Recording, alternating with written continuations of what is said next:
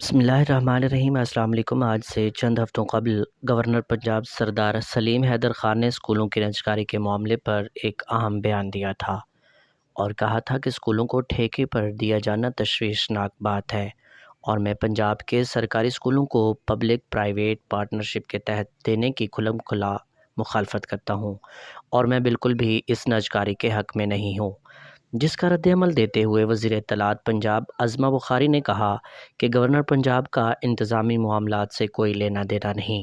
آپ governor house میں چائے، کافی اور خشک میوجات انجوائے کریں، ہمارے کاموں میں مداخلت نہ کریں۔ انہی بیانات اور لفظی گولہ باری کے بعد اب وزیر تعلیم پنجاب رانا سکندر حیات نے گورنر پنجاب سردار سلیم حیدر خان سے ایک اہم ملاقات کی ہے۔ وزیر تعلیم نے پنجاب کے سرکاری اسکولوں کی نجکاری کے حوالے سے گورنر پنجاب کو بریفنگ دی اور اعتماد میں لینے کی کوشش کی۔ دونوں کے درمیان نجکاری کے معاملے پر گفتگو ہوئی۔ وزیر تعلیم نے کہا کہ صرف انہی اسکولوں کی نجکاری کی جا رہی ہے جن کو محکمہ تعلیم اور حکومت پنجاب بہت کوشش کے باوجود نہیں چلا سکے۔